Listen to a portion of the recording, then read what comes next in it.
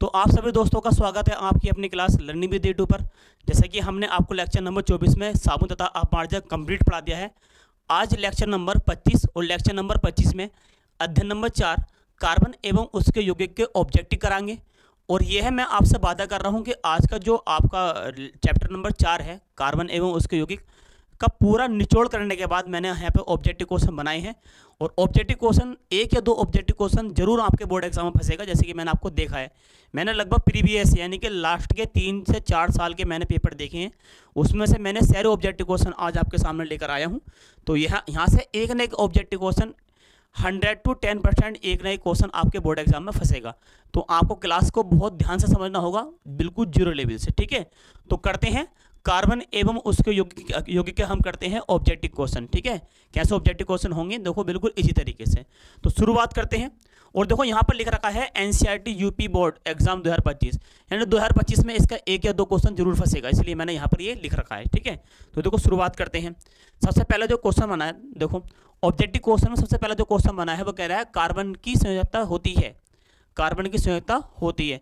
तो हम बताएंगे आपको कार्बन की संयोजकता कितनी होती है। जैसो तो कार्बन का परमाणु क्रमांक कितना होता है, 6 होता है। तो हम करेंगे 1s2 और 2s2 और 2p2, क्योंकि बाहरी कोष में टोटल 6 इलेक्ट्रॉन होते हैं कार्बन के पास। तो अगर हम पहले कोष की बात करेंगे, पहले कोष में 2 इलेक्ट्रॉन है, जबकि दूसरे कोष में कितने इलेक्ट्रॉन है, 4 है। तो बाहरी कोष में कितने इलेक्ट्रॉन होते हैं, तो कार्बन की बाह्य कोष में कितने इलेक्ट्रॉन होते हैं, 4 होते हैं, इसलिए कार्बन की संयोजकता क्या हो जाएगी, 4 हो जाएगी। ठीक है, पहला क्वेश्चन तो ये हुआ। दूसरा क्वेश्चन, निम्नलिखित में से कार्बन का कौन सा अपरूप विद्युत का सुचालक है। सुचालक जिसके अंदर करंट का चल सकता है, जो इसके अंदर करंट चल सकता है उसको क्या बोलेंगे, सुचालक बोलेंगे। तो आपने जो आपकी जब पेंसिल होती है, पेंसिल के अंदर जो पेंसिल के अंदर जिससे कि हम वाइट पेपर पर काला चिन्ह लगाते हैं, वो जो होता है उसको क्या बोलेंगे, ग्रेफाइट बोलेंगे। और वह ग्रेफाइट जो होता है करंट का क्या होता है, वो सुचालक होता है। तो इसलिए इसका ऑप्शन नंबर कौन सा हो जाएगा हमारे पास, बी हो जाएगा। ठीक है, अगले क्वेश्चन की बात करते हैं। देखो अगला क्वेश्चन, निम्नलिखित में से असंतृप्त हाइड्रोकार्बन यौगिक कौन से होते हैं। तो मैंने आपको बताया था कि असंतृप्त हाइड्रोकार्बन यौगिक वह होता है जिसमें कार्बन कार्बन परमाणु के मध्य डबल बॉन्ड हो या कार्बन कार्बन परमाणु के मध्य ट्रिपल बॉन्ड होता है, उसको क्या बोलते हैं, असंतृप्त हाइड्रोकार्बन यौगिक कहते हैं। तो इसका ऑप्शन लेते हैं। देखो कैसा होगा इसका ऑप्शन, देखो तो यहाँ पर कार्बन और ऑक्सीजन के बीच में डबल बॉन्ड है और यहाँ कार्बन कार्बन बीच में डबल बॉन्ड है, तो असंतृप्त हाइड्रोकार्बन कौन सा हो जाएगा, थर्ड ऑप्शन हो जाएगा। जबकि यहाँ भी देखो, यहाँ बात करेंगे तो यहाँ पर कार्बन और ऑक्सीजन के बीच में डबल बॉन्ड है, यहाँ भी कार्बन और ऑक्सीजन के बीच में डबल बॉन्ड है, यहाँ भी कार्बन और ऑक्सीजन के बीच में डबल बॉन्ड है। जबकि असंतृप्त जो होता है वो कार्बन कार्बन के बीच में डबल बॉन्ड हो गया या फिर कार्बन कार्बन के बीच में क्या हो गया, ट्रिपल बॉन्ड हो गया। यदि कार्बन कार्बन बीच में डबल बॉन्ड है या ट्रिपल बॉन्ड है तो वो क्या होता है, वो असंतृप्त हाइड्रोकार्बन होता है। तो इसलिए ऑप्शन नंबर कौन सा हो जाएगा, ऑप्शन नंबर हो जाएगा आपका सी। ठीक है, निम्नलिखित में से यौगिक में एल्कोहल समूह है।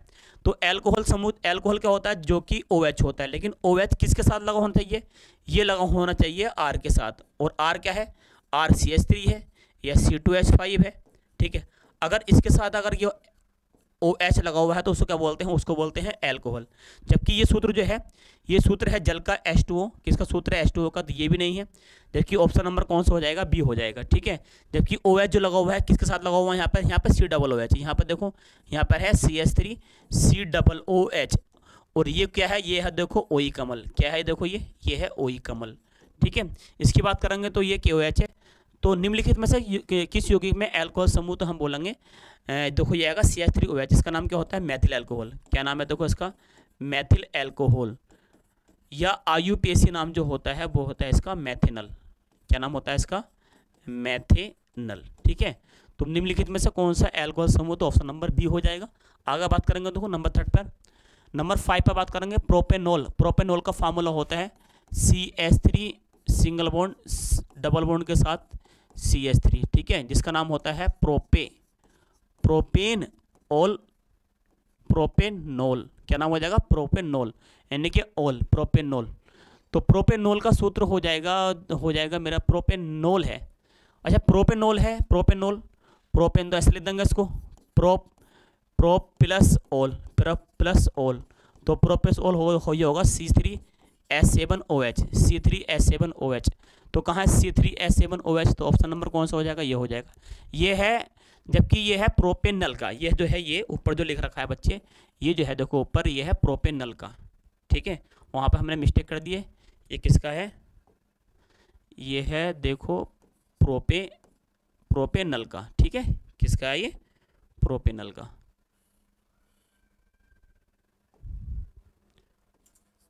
प्रोपेनल का है, ठीक है, ये किसका है, प्रोपेनल का, ठीक है। तो प्रोपेनल का एक नाम और होता है जिसको हम बोलते हैं एसीटोन, क्या बोलते हैं, एसीटोन। तो यहाँ पर जो ऑप्शन पूछा गया है ये नहीं पूछा गया है, ऑप्शन जो पूछा गया है वो पूछा गया है प्रोपेनॉल क्या है, प्रोपेनॉल जिसके अंदर OH समूह होता है। प्रोपेनल का सूत्र क्या है, C3H7OH, इसलिए ऑप्शन कौन सा हो जाएगा, डी हो जाएगा। एल्किन का सामान्य सूत्र, अब मैंने बताया था एल्किन जो होता है, एल्किन जिसके कार्बन कार्बन बीच में डबल बॉन्ड होता है उसका सामान्य सूत्र होता है CnH2n, क्या होता है, CnH2n। अब कार्बन की जगह रखेंगे हम, N की जगह रखेंगे हम 3, तो बनेगा C3H 2 गुणा 3, तो बन जाएगा फार्मूला C3H 3 दूनी 6, तो कहाँ है ऑप्शन, देखो C3H6 ऑप्शन कौन सा है, ऑप्शन नंबर बी, ठीक है। आगे बात करेंगे, देखो एल्काइन CND का सामान्य सूत्र होता है, जैसे कि मैंने आपको बताया था CnH2n प्लस का 2, ये जो कौन सी CND है, ये है एल्केन CND, लेकिन CnH2n ये कौन सी CND है, ये है एल्कीन CND, तो ये कौन सी CND है, ये है एल्कीन CND, जबकि CnH2n माइनस का 2 ये है एल्काइन CND, और जबकि CnH2n प्लस का 4 ये किसी का होता नहीं है, तो इसका ऑप्शन हो जाएगा एल्काइन CND का सामान्य सूत्र है वो कौन सा सूत्र है, नंबर बी हो जाएगा। एसिटिक अम्ल का IUPAC नाम, एसिटिक अम्ल क्या होता है, CH3COOH, कितने कार्बन है, 2 कार्बन है, गिनती गिनो, देखो कार्बन कितने हैं, 2 कार्बन है, 1 2 के लिए लगेगा एथ, क्या लगेगा, एथ, सिंगल बॉन्ड तो एन लाएंगे, और नंबर 1 पर क्या है, ओइक अम्ल। तो इसका अगर हम इसको ओइक अम्ल अगर हम इसको जोड़ कर लिखेंगे तो हो जाएगा, क्या हो जाएगा, एथेनोइक अम्ल, क्या नाम हो जाएगा, एथेनोइक अम्ल। तो कह रहा है एसिटिक अम्ल का IUPAC नाम क्या होता है, तो ऑप्शन नंबर ए हो जाएगा, एथेनोइक अम्ल, ठीक है। आगे बात करेंगे नंबर 9 पर, असंतृप्त हाइड्रोकार्बन कौन से होते हैं, मैंने बताया था असंतृप्त हाइड्रोकार्बन वह होते हैं जिसमें कार्बन कार्बन बीच में, आपको जैसे पहले पढ़ाया है मैंने, अभी देखो डबल बॉन्ड हो या फिर क्या वो हो, बताओ ट्रिपल बॉन्ड है, क्वेश्चन बनकर आ सकता है ये, कई फिर क्वेश्चन पूछा गया। तो CH4 ये नहीं है, CH4 का चित्र ऐसा बनेगा, देखो ये ऑप्शन नहीं है क्योंकि ये मेथेन है, क्या है बताओ, ये मेथेन, ये एल्केन CND का, जबकि C कितने H है, यहाँ पर भी देखो, कितने H है, यहाँ पर भी है 6 H है, ठीक है, और इसका नाम है बच्चे एथेन, क्या नाम है, एथेन, और यहाँ पे कार्बन और ऑक्सीजन के बीच में डबल बॉन्ड है, तो ऑप्शन ये भी नहीं हो सकता। लास्ट वाला ऑप्शन देखेंगे तो यहाँ पर है CH2 और डबल बॉन्ड के साथ CH2, ठीक है। तो इसका नाम क्या होता है, इसका नाम होता है एथीन, क्या नाम होता है इसका, एथीन, या एक और नाम होता है इसका नाम, एक नाम और बोलते हैं, इसको बोलते हैं एथिलीन, क्या बोलते हैं, एथिलीन। तो एथिलीन के अंदर जिसका IUPAC नाम क्या होता है, एथीन होता है, इसके अंदर कार्बन कार्बन बीच में डबल बॉन्ड है, इसलिए ऑप्शन नंबर कौन सा सही हो जाएगा, ऑप्शन नंबर डी सही हो जाएगा, ठीक है। निम्नलिखित में साबुन है, साबुन जैसे कि मैंने आपको पीछे पढ़ाया था, देखो मैंने पढ़ाया था कि साबुन का जो सूत्र होता है वो C17H35 COONA होता है, क्या होता है, COONA, या फिर C17H35 COOK होता है, ठीक है। तो इसमें देखो ये नहीं है ऑप्शन, क्योंकि ये किसका बताओ, ये बसा का है, एक सूत्र किसका है, बसा का, और जबकि ये किसका सूत्र है, ये हमारे पास ग्लिसरॉल का, किसका सूत्र है, ये ग्लिसरॉल का, जबकि ऑप्शन नंबर डी करेक्ट है। ये सूत्र किसका बताओ, ये सूत्र है साबुन का, किसका सूत्र है, साबुन का। तो जैसे कि मैंने आपको पीछे बताया था कि पिछले वाले लेक्चर में, लेक्चर नंबर 24 में साबुन तथा साबुनीकरण को मैंने पढ़ाया था आपको बिल्कुल सही तरीके से। तो साबुन का सूत्र क्या होता है, C17H35 COONA, बिल्कुल याद रखेंगे इसको, जिससे कि बोर्ड एग्जाम में ये क्वेश्चन आ सकता है, ठीक है। आगे बात करें, देखो आगे बात करेंगे नंबर 11 पर, संकलन अभिक्रिया होती है, संकलन अभिक्रिया मैंने आपसे क्या बताया था, लेक्चर नंबर आपको 22 में मैंने पढ़ाया था, रासायनिक कार्बन यौगिक के रासायनिक गुणधर्म, जिसमें हम आपको पढ़ाया था दहन अभिक्रिया, ऑक्सीकरण अभिक्रिया, संकलन अभिक्रिया और प्रतिस्थापन अभिक्रिया। संकलन अभिक्रिया क्या होती है, जिसमें असंतृप्त हाइड्रोकार्बन को क्या बनाते हैं, संतृप्त बनाते हैं। देखो मैं तुम्हें सिखा रहा हूँ, देखो असंतृप्त हाइड्रोकार्बन मैंने देखो ये ले लिया, ये असंतृप्त हाइड्रोकार्बन ले लिया मैंने, मान लो ये मैंने असंतृप्त हाइड्रोकार्बन यौगिक ले लिया। अब इसकी अभिक्रिया मैं कराऊंगा H2 के साथ, किससे, H2 के, और मैंने बताया था कि Ni या फिर आपका PDQ उपस्थिति में अभिक्रिया कराएंगे, ठीक है, मैंने कहा था आपसे। तो देखो, तो यहाँ पर ये दोनों H ले जाओ, कार्बन और कार्बन, ये वाले H तो ऑलरेडी पहले से ही थे, ये वाले H ऑलरेडी पहले से ही थे, लेकिन ये वाले H और ले जाओ, एक H यहाँ पर ले आओ और एक H यहाँ ले आओ। कार्बन के 4 बॉन्ड पूरे हैं, तो इस अभिक्रिया क्या बोलेंगे, इस अभिक्रिया बोलेंगे संगलन, और संगलन को बोलते हैं अपन इंग्लिश में बोलते हैं एडिशन रिएक्शन, एडिशन रिएक्शन। और एडिशन रिएक्शन क्या होती है, जो कि असंतृप्त हाइड्रोकार्बन को, जो कि असंतृप्त हाइड्रोकार्बन को क्या बना देता है, संतृप्त हाइड्रोकार्बन बना देता है। क्या बनाता है, संतृप्त हाइड्रोकार्बन बना देता है, हाइड्रोकार्बन। सच बात समझ में आ गई, क्या बना देता है, संतृप्त हाइड्रोकार्बन। तो संगलन अभिक्रिया होती है किस पर, असंतृप्त हाइड्रोकार्बन के द्वारा। करेक्ट बात है, बात समझ में आ गई आप लोगों के। संगलन अभिक्रिया यानी कि एडिशन रिएक्शन जो होती है वो असंतृप्त को संतृप्त करते हैं। तो किसके द्वारा होती है, अभिक्रिया होती है असंतृप्त के द्वारा। ठीक है, आगे CH4Cl2 और CH3Cl+HCl का उदाहरण है। देखो मैंने आपको पीछे क्लास में बताया था, जब हम CH4 की रिएक्शन किससे करेंगे, Cl2 से करेंगे प्रकाश की उपस्थिति में, प्रकाश की उपस्थिति में, प्रकाश की उपस्थिति में रिएक्शन करते हैं, तो एक ऐसा निकलेगा Cl निकलेगा, क्या निकलेगा, HCl निकलेगा, साथ में बनेगा CH3 और Cl। ठीक है, और जब क्लोरीन प्रकाश की उपस्थिति में हाइड्रोजन को विस्थापित करता है तो उसे बोलते हैं प्रतिस्थापन अभिक्रिया। क्या बोलते हैं उसको, प्रतिस्थापन अभिक्रिया। लेक्चर नंबर 22 में मैंने आपको पढ़ाया था। ठीक है, क्वेश्चन 2022 में क्वेश्चन ये आ गया है, 2022 यूपी बोर्ड में ये क्वेश्चन आ गया है। ठीक है, जबकि साबुन का क्वेश्चन की अगर हम बात करें तो ये वाला क्वेश्चन है साबुन का सूत्र, ये 2021 में क्वेश्चन आ गया है, 2020 में क्वेश्चन आ गया है। ठीक है, आगे बात करेंगे, देखो अब आगे बात करेंगे नंबर 13वें क्वेश्चन पर, 12वां हो गया है, नंबर 13वें क्वेश्चन में बात करेंगे एसिटिक अम्ल में कितने अम्लीय हाइड्रोजन परमाणु होते हैं। और एसिटिक अम्ल का फार्मूला क्या होता है, CH3COOH। तो एसिटिक अम्ल का फार्मूला होता है CH3COOH। काय में घोलेंगे इसको हम घोल देंगे जलीय विलयन में। काय में घोल देंगे, जलीय विलयन के अंदर। जब हम इसको जलीय विलयन के अंदर घोल देंगे तो इसमें से जो हाइड्रोजन है वो अलग हो जाएगा, H पॉजिटिव, इस पर आ जाएगा नेगेटिव, तो इसे बोलेंगे अम्ल। तो कितने अम्लीय हैं, एसिटिक अम्ल के अंदर कितने अम्लीय हाइड्रोजन होते हैं, तो हम बोलेंगे एक अम्लीय हाइड्रोजन होता है। ठीक है, तो इसका ऑप्शन नंबर कौन सा हो जाएगा, ऑप्शन नंबर 1 हो जाएगा, क्योंकि ये प्रबल अम्ल है। और मैंने बताया था प्रबल अम्ल वे होते हैं जो जल में घोलने पर हाइड्रोजन पूर्ण रूप से अलग नहीं होते, ओनली बाहर वाला हाइड्रोजन अलग होगा, इसलिए इसमें हाइड्रोजन यानी कि अम्लीय हाइड्रोजन परमाणु ओनली एक है। ठीक है, नंबर नेक्स्ट पे बात करते हैं, तेलों और बसाओं में साबुन बनाने में प्रयुक्त पदार्थ है। तेल और बसाओं से मैंने बताया था, तेल और बसाओं का फार्मूला देखो, CH3COO C17H35, ऐसी CH2COO C17H35, ऐसे देखो CH2COO C17H35 H35। और इसकी अभिक्रिया किससे करते हैं, NOS से। किससे करते हैं, NOS से, यानी कि कास्टिक क्षार से। किससे करते हैं, कास्टिक क्षारक से। और जब कास्टिक क्षारक से अभिक्रिया करते हैं तो मैंने आपको बताया, देखो क्या बनेगा, देखो यहाँ पे देखो कास्टिक क्षार से अभिक्रिया करेंगे तो क्या बनता है, 300 गुणा मारती हूँ, अभी देखो कितने गुणा मारती, 300 गुणा मारती, तो बनाता CH2 और CH और CH2 और OH यहाँ आ गया था, और OH यहाँ पर आ गया, OH यहाँ पर आ गया, प्लस क्या बना था, देखो प्लस क्या बना था, प्लस बना था साबुन, पढ़ाया था मैंने आपको पिछली क्लास के अंदर। प्लस क्या बना था, C17H35 और COONA 300 गुणा मार देंगे, तो ये क्या बना था, ये बना था साबुन। क्या बना था, साबुन।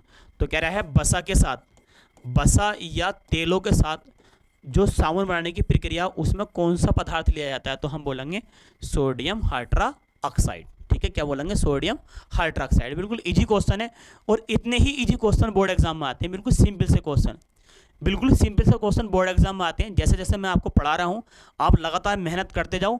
मैं आपसे वादा कर रहा हूँ कि 110% आपके केमिस्ट्री का पेपर, जो केमिस्ट्री 20 नंबर की आती है, 20/20 नंबर का होगा।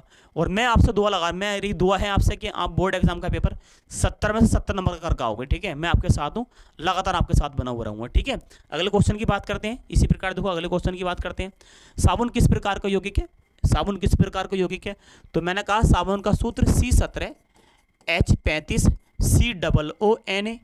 और मैंने कहा साबुन जो होता है, साबुन, साबुन क्या होता है, साबुन एक एस्टर है, और एस्टर यानी कि इसके अंदर COO होता है। क्या होता है, CO। और जब COO होता है साबुन के अंदर तो उसे क्या बोलते हैं बच्चे, उसे बोलते हैं एस्टर। तो साबुन है अम्ल, क्षार, लवण या एस्टर, तो हम बोलेंगे एस्टर है। एथिल एल्कोहल और अम्ल से अभिक्रिया कहलाती है। मैंने पढ़ाया था आपको अभी इस लेक्चर नंबर 23 में पढ़ाया था मैंने, जिसमें हमने पढ़ाया था एसिडिक अम्ल के भौतिक गुण, रासायनिक गुण और उपयोग। और उसमें पढ़ाया था मैंने आपको एसिडिकरण अभिक्रिया, जिसमें अम्ल की अभिक्रिया एल्कोहल से होती है तो क्या बनता है, एथिल एसीटेट बनता है, जिसको एसिडिकरण अभिक्रिया कहते हैं। देखो मैं दूसरा करके दिखा रहा हूँ, दो क्वेश्चन, दो क्वेश्चन में दूसरा का आपको करके दिखा रहा हूँ। देखो यहाँ पर मैं इधर को इसे मूव कर रहा हूँ, देखो तो कह रहा है एल्कोहल, तो मैंने एल्कोहल ले लिया। देखो चलो एल्कोहल ले लिया मैंने, ये C2H5, इसका नाम है एथिल एल्कोहल, ठीक है, ये एथिल एल्कोहल। जबकि अम्ल की बात करेंगे तो अम्ल का फार्मूला होता है CH3COOH, ठीक है। जब इसकी रिएक्शन कराएंगे तो देखो ये बनेगा, यहाँ से हम निकाल देंगे, देखो यहाँ से निकाल देंगे हम H और यहाँ से निकाल देंगे OH, तो ये आ जाएगा, देखो फार्मूला बन के आ जाएगा CH3, देखो ये आ जाएगा CH3COO, सही है। यहाँ आ जाएगा C2H5, क्या रह जाएगा C2H5, साथ में क्या बनेगा H2O, तो इसका नाम है एथिल एल्कोहल, ना ethyl acetate, sorry ethyl acetate. और जिसको ऐसी अभिक्रिया कहलाती है, ऐसी अभिक्रिया कहलाती है एसिडीकरण, क्या कहलाती है, एसिडीकरण अभिक्रिया, यानी कि एसिडीकरण अभिक्रिया। तो ऑप्शन कौन सा नंबर हो जाएगा, ऑप्शन नंबर 1 हो जाएगा, ठीक है। आगे बात करते हैं, देखो नंबर नेक्स्ट पे बात करते हैं। क्वेश्चन नंबर आ गया हमारा 17वां, एल्कीन श्रेणी का प्रथम सदस्य है, एल्कीन श्रेणी का प्रथम सदस्य। और एल्कीन श्रेणी का जो सूत्र होता है वो होता है CnH2n। और प्रथम सदस्य की बात करेंगे तो एल्कीन श्रेणी का जो प्रथम सदस्य है, एन की जगह आप रखोगे 1 तो बनेगा CH2, तो हम बोलेंगे ये संभव नहीं है, संभव नहीं है, इसलिए हम एन की जगह कितना रखते हैं, एन की जगह रखते हैं 2, तो बनेगा C2H4, तो यहाँ बनेगा CH2 और डबल बॉन्ड के साथ CH2, इसका नाम है एथीन। और इसका इसका एक नाम होता है, इसका नाम होता है एथिलीन। क्या नाम होता है इसका, एथिलीन। दो नाम होते हैं, तो हम बोलेंगे एल्कीन श्रेणी का प्रथम सदस्य है तो हम बोलेंगे एथिलीन। क्या बोलेंगे हम, एथिलीन। कई फेरी मैंने आपको ये पिछली क्लासों में पढ़ा दिया है क्वेश्चन, कई फेरी में कई बार मैंने आपको बता दिया कि ये क्वेश्चन बोर्ड में फंसेगा, इसलिए क्वेश्चन बेर रिपीट हो रहे हैं, ठीक है। और 2023 के अंदर ये क्वेश्चन आ गया है, ठीक है, कि एल्कीन श्रेणी का प्रथम सदस्य कौन सा है, निम्नलिखित में से विवर्त श्रृंखला का योगी कौन सा है। और विवर्त का मतलब होता है ऐसी श्रेणी जो कि खुली श्रृंखला होती है। तो एथेन का सूत्र C2H6, जिसको अपनो CH3 और CH3 लिख देंगे। बेंजीन का सूत्र यह होता है, बंद श्रृंखला होती है।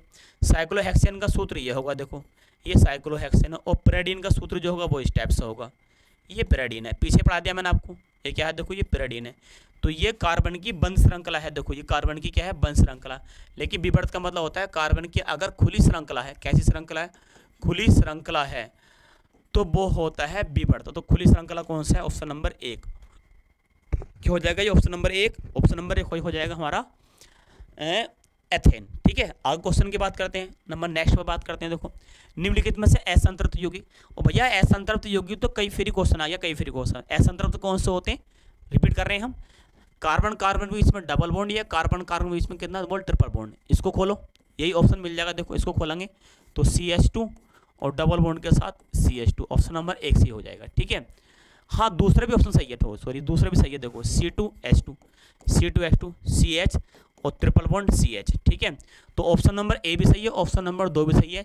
जब दो ऑप्शन सही होते हैं तो तीसरा ऑप्शन खुद ही बना हुआ, देखो कि कह रहा है तथा ए तथा बी दोनों सही हैं, तो हम बोलेंगे हाँ 102% ए तथा बी दोनों सही हैं, क्योंकि ये असंतृप्त है, ये भी असंतृप्त है। इसमें कार्बन कार्बन के इसमें डबल बॉन्ड है, इसमें कार्बन कार्बन के इसमें ट्रिपल बॉन्ड है। जब दोनों ऑप्शन हो जाएंगे तो हम बोलेंगे ऑप्शन नंबर सी, ए तथा बी दोनों सही हैं, तो हम बोलेंगे हाँ दोनों सही हैं। एसिडिक अम्ल में कितने अम्लीय हाइड्रोजन परमाणु होते हैं, अभी कराया, बिल्कुल जस्ट अभी कराया है, दूसरा का टाइपिंग हुई, देखो बिल्कुल जस्ट अभी क्वेश्चन कराया, देखो मैंने बिल्कुल अभी। एसिडिक अम्ल में कहाँ है भाई क्वेश्चन, एसिडिक अम्ल में